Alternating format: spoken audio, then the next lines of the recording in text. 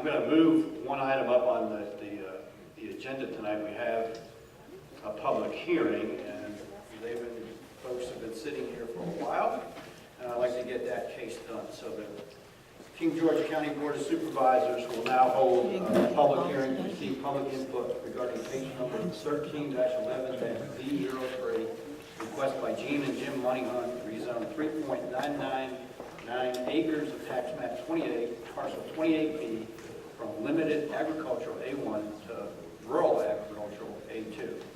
I'll ask Ms. Strawn to provide a brief overview, and will then open the floor for public comment. I ask that you limit your comments to 3 minutes in order to afford everyone an opportunity to speak. Upon completion of the public comment, I'll bring the matter back to the board for consideration. The board may or may not take action tonight, depending on information received from public comment. Ms. Strawn? How about now? That's much better. Tonight we have a case to rezone 3.99 acres requested from the Moneyhunts from A1 to A2. The property is currently not subdividable under our current zoning ordinance. They would like to give land to their children so that they can live closer to home for certain health concerns.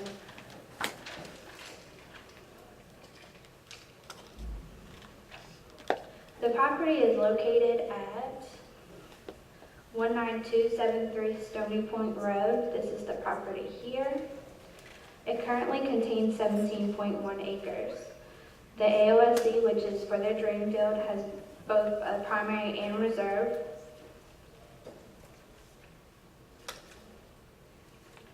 The property is currently zoned A1, which would require them to have a minimum lot size of 10 acres. Containing only 17 acres, they could not currently subdivide under our current zoning ordinance. The request for 3.99 acres to be rezoned to A2 would be a minimum lot area of 2 acres and would also not be able to be divided any further. This is their proposed plan. This is the entire property of the Moneyhunts. This property is what they would like to give to their son, and also including their primary reserve drain field.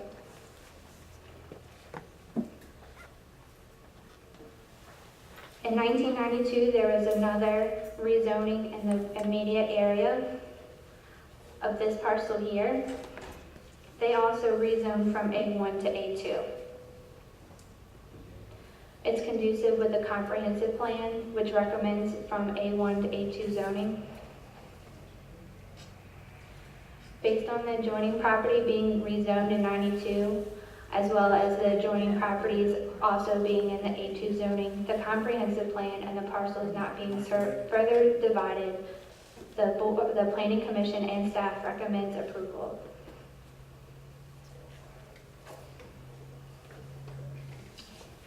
Any questions for Heather? Thank you. Thank you. This time I'm going to open the floor for public comment, but I'd like to ask the county administrator if we've received any public written comments. Thank you.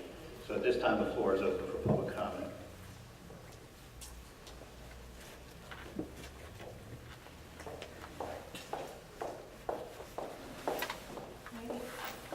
My name is Jennifer Moneyhunt, and Brian is my husband, and Gene and Jim are my in-laws. And we are requesting that you approve the rezoning so that we can build a house right next to them. We are there almost every day. Gene watches our children, and his father has some health concerns, and we would like to be over there to help them maintain the property and keep it in the family, and to just be there for one another. It's just convenient. Right now we live in Presidential Lakes. So we are just requesting that you approve this request. Thank you, Ms. Moneyhunt. Anyone else? I'm going to close public comment and bring it back to the board. What's the board's desire? Mr. Chairman, I move we approve case number 13-11-Z03, request by Gene and Jim Moneyhunt to rezone 3.9999 acres of tax map 28 parcel 28B from the limited agricultural A1 to rural agricultural A2. Motion's been made, properly seconded. Any discussion?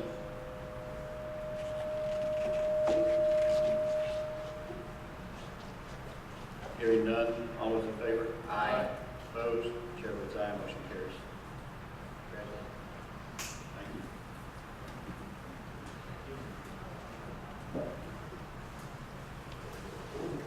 you. Now we'll get back to the regular business agenda tonight. Entertain a motion on the consent agenda. Chair, I'll move to approve the consent agenda. Motion's been made, probably seconded. Any discussion? Hearing none, all in favor? Aye. Opposed? Chair votes aye, motion carries. Any constitutional officers wishing to report tonight? Attorney, any report? Thank you, Mr. Chairman. Mr. Chairman, members of the board, I have 3 items related to tonight's main topic. I'd like to update the board. As you may know, Senator Stewart, one of the county senators, presented Senate Bill 48 in this session of the General Assembly. That bill would direct the Department of Environmental Quality to develop regulations to govern gas and oil drilling in Tidewater, Virginia. At present, as the representative of the DMME stated this evening, at present DEQ does play a role in that permitting process by conducting the environmental impact assessment study, or reviewing the study rather. The Senate Bill 48 from Senator Stewart would basically expand upon that role.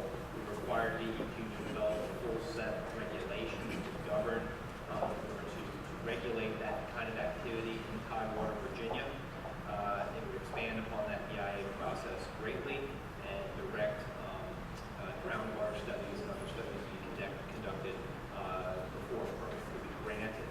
At present, as the bill currently is drafted, it would essentially impose a moratorium on such activities until DEQ finalizes the regulations that it is directed to develop and would become effective. So until that time, under this bill, if it passed, no permits would be granted by DMME or DEQ to conduct such activities. Now, that bill is currently pending in the General Assembly. It was passed unanimously from the Senate committee yesterday, and it is due to come before the full Senate for a vote tomorrow. So, assuming it is approved by the full Senate, it would then pass to the House of Delegates and their committee process for their consideration. So it's a legislative process that has to proceed. So we'll watch that closely. We are keeping in touch with Senator Stewart's office. You or members of the public can feel free to contact his office as well, of course.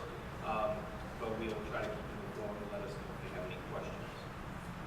And just a note, when the county attorney uses the word Tidewater, Virginia, that does include King George. It's not what you may think of as Norfolk, and that Tidewater is a designation in Virginia that does include King George.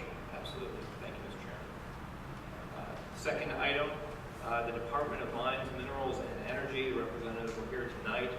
They recently posted what is referred to as a Notice of Intended Regulatory Action.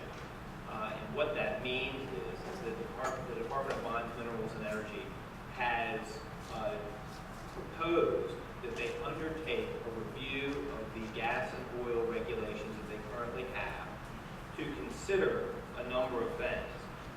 The Notice of Intended Regulatory Action, or DORA, is the acronym for that. They wish to review those regs to consider amendments to ensure the gas and oil regulation reflects current industry best practices and to expand disclosure of ingredients used in gas and oil well stimulation, i.e.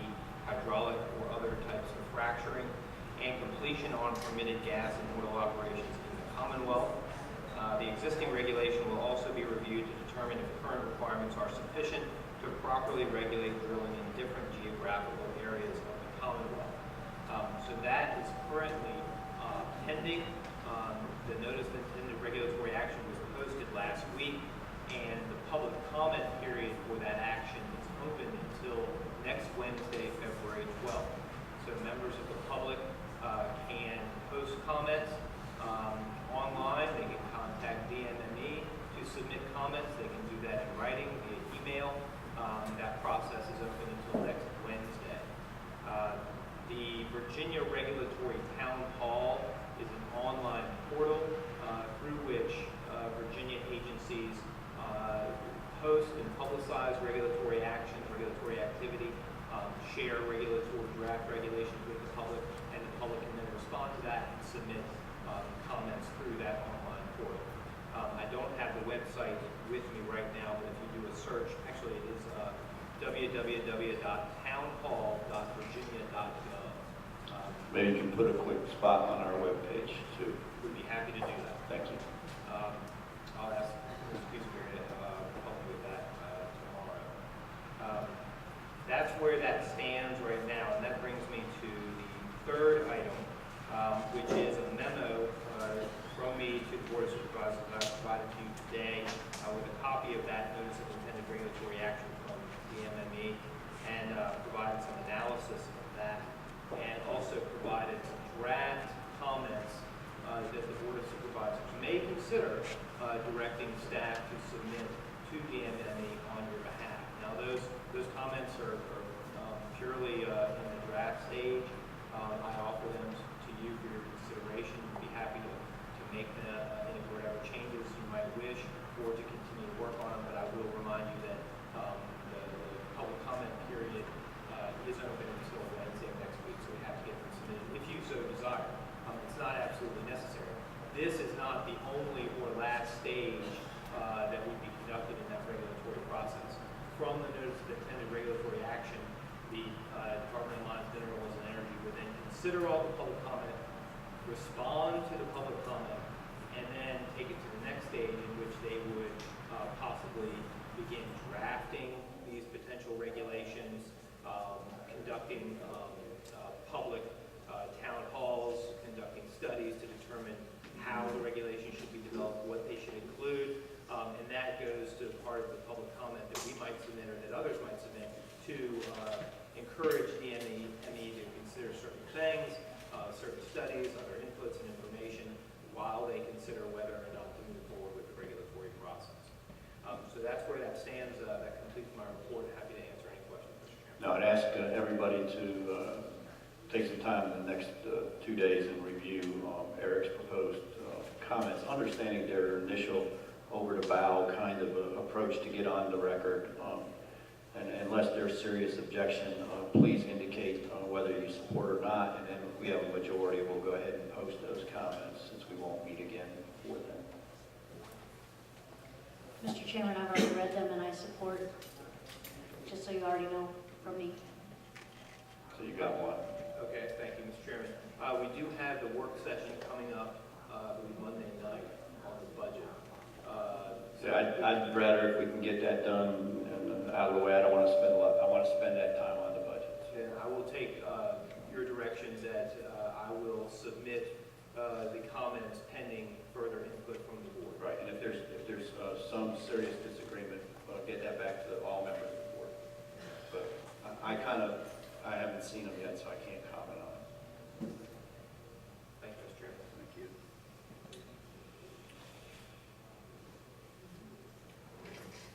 So the next presentation is by Captain Lynn on the update on the King George Alert System.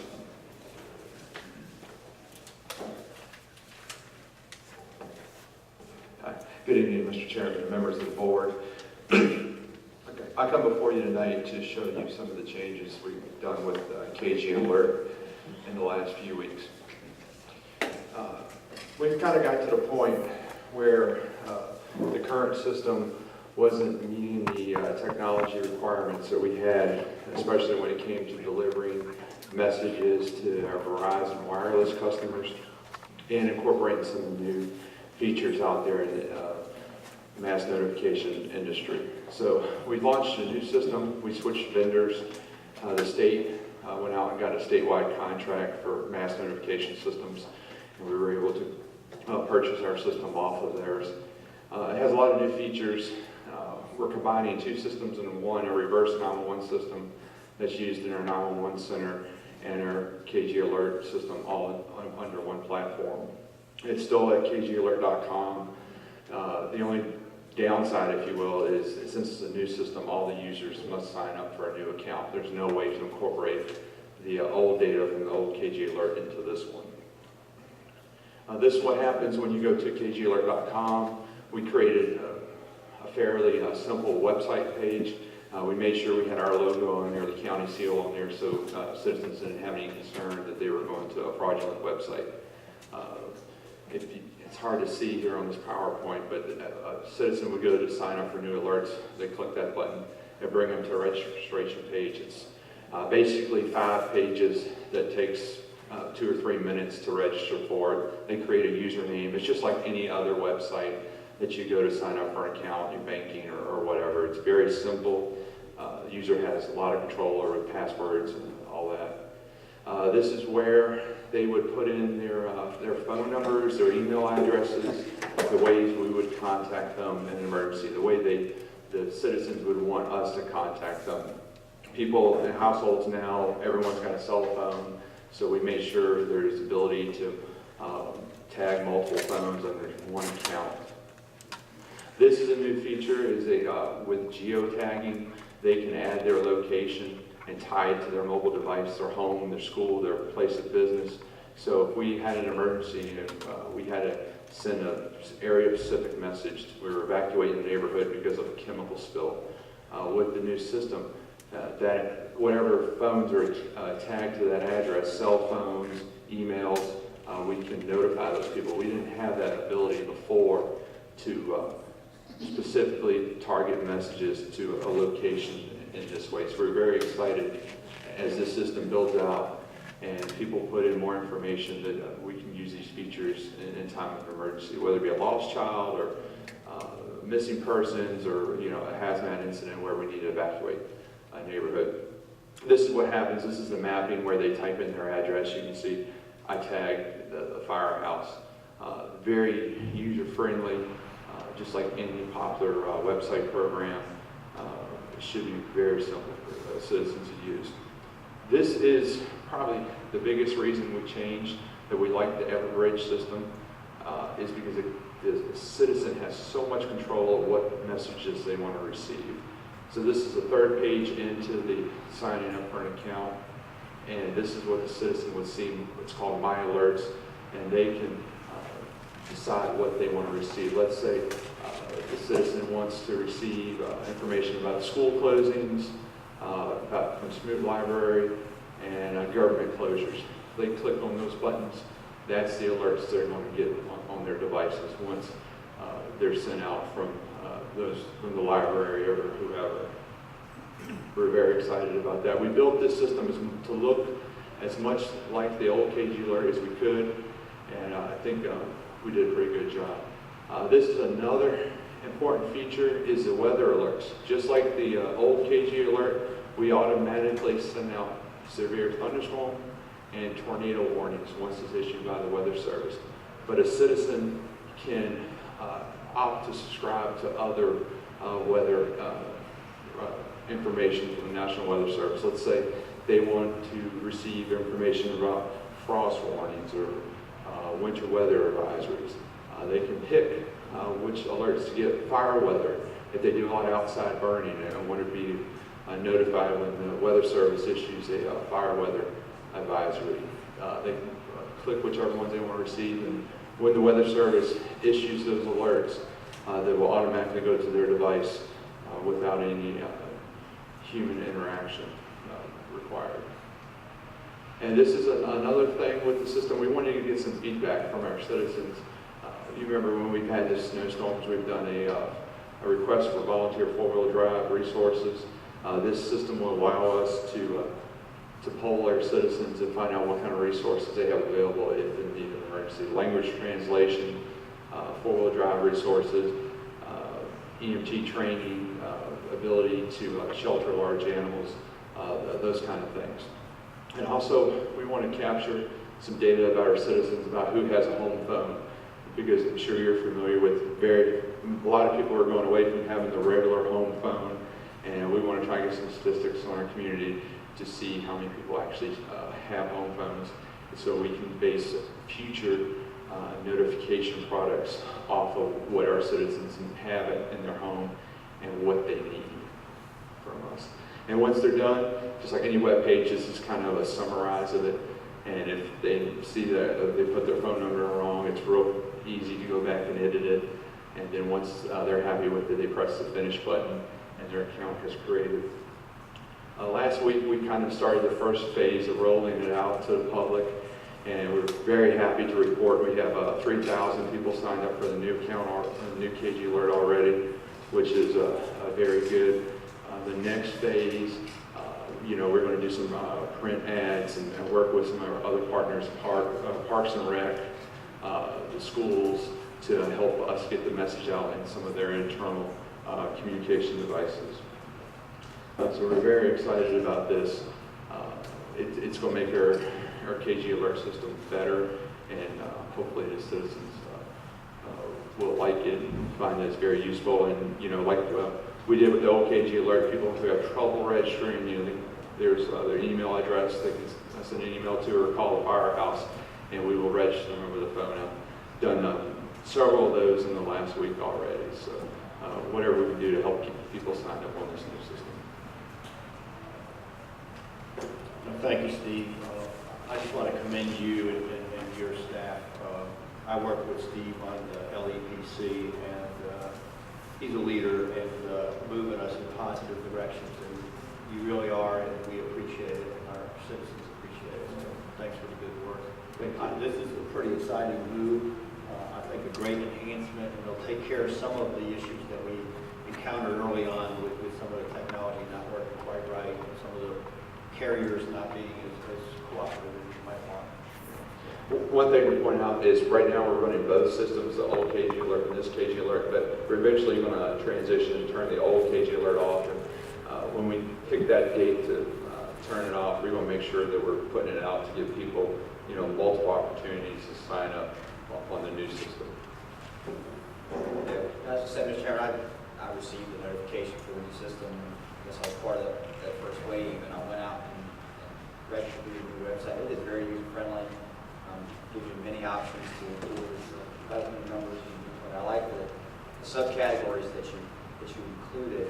I think that's been one of the complaints of citizens over time, is that as the usage base has grown for KG Alert, there's just a flood of things that may or may not pertain to you. This gives you the opportunity to pick those things that you're interested in. So I think it's well designed, and I found it picking. It might have taken 5 minutes max to create a whole account, do all the permissions, everything. So I think it's a good job.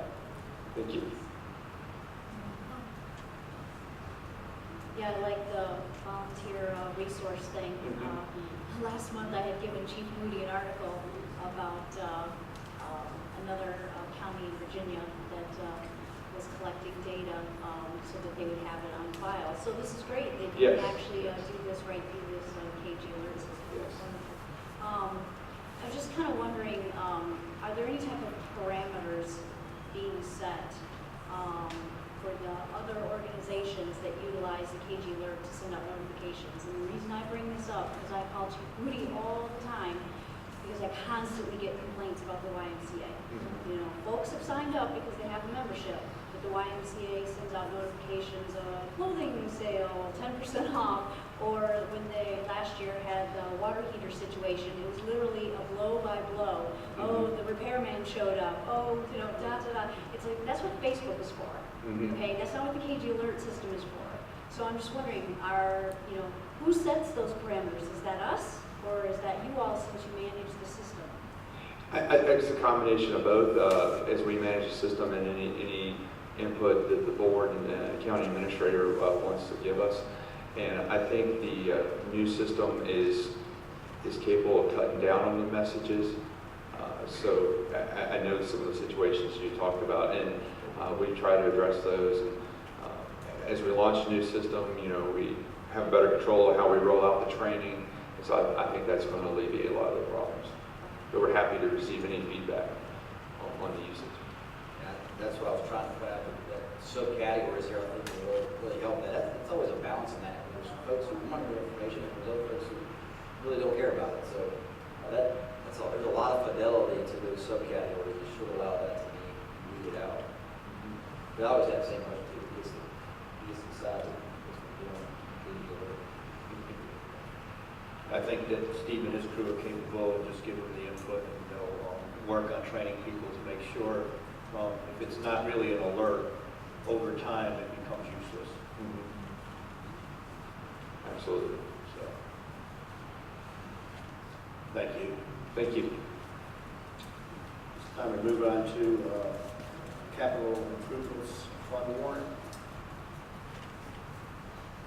Sure, I'm going to authorize the issuance of warrants against the 1314 capital improvements fund, a total amount of $129,429.21. Motion's been made, properly seconded, in discussion. Hearing none, all those in favor? Aye. Opposed? Chair votes aye, motion carries. County Administrator's report. Thank you, Mr. Chairman. In your packet, I provided you a letter that we received from the Department of Transportation. This letter came from the Frederick District Archaeologist regarding the Salem Church Road project. The letter states that they found no adverse effect of the proposed project on historical resources. At the end of that letter was a concurrence to that, to their finding by the Department of Historic Resources. But that project can continue. That's good news. Can I ask a question? And I don't know if you can answer, but maybe something you can look at. And reading through that, what stood out to me was stormwater management plan. Where exactly do they intend for that to be located? And who exactly is going to be responsible for the management of that stormwater plan? I don't know if they've got that far yet, but I'll find it for you. It just sends up, a red flag because the law changed in 2005. And it says whoever owns the property on which it is located becomes responsible. So I just want to make sure that we as a county are paying attention, and if we need to get something formal in writing from you guys. We'll take care of it. We'll get that for you. The next item, we received a letter from Philip Helmut. He's the administrator for the Houston Mennonite University. And the letter regarded the estate of Robert Thomas Howell. Mr. Howell passed away and left some artifacts to King George County. A collection of 9 Indian artifacts, some arrowheads, there are 200 pottery shards. We call them, and there's a couple of boxes of materials, so there was no problem. We'd like to contact them and take possession of those artifacts if they decide what we do with them. Anyone can solve it for historics? Well, actually, I suggested the Department of Historic Preservation at UMW. They have a formal set of folks working that, and probably could give us some pretty good advice on what and how to care or do with this set of material. Sure. So, I think that's a resource we have, and we should use it. We'll get them and invite you to come look at them and move forward from there. The last item I have, at the last meeting you asked for an update on the Potomac Elementary School renovation project. I have a few slides I'll show you, but the project is on schedule, on budget. It was a $4.226 million project. So far we've had $24,000 for change orders, which the board approved. We're looking at maybe another $20,000 to $25,000 for change orders, so we're doing real good on the change orders in that project. Just a few slides to show you the progress. If you recall, this is the floor plan of the building, and the building was constructed in 3 phases. There was a 50s section, another section that was built in the 70s, and then a section that was built in the 80s.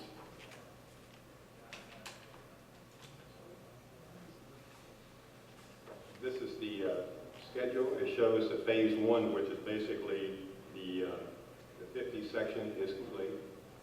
Phase 2, which was the 70s section, is complete. There's still some punch list work left to do, and they're beginning to start work on the 89 section.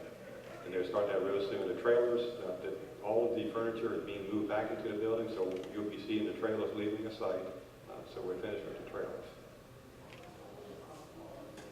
I'm going to show you some before and after photographs.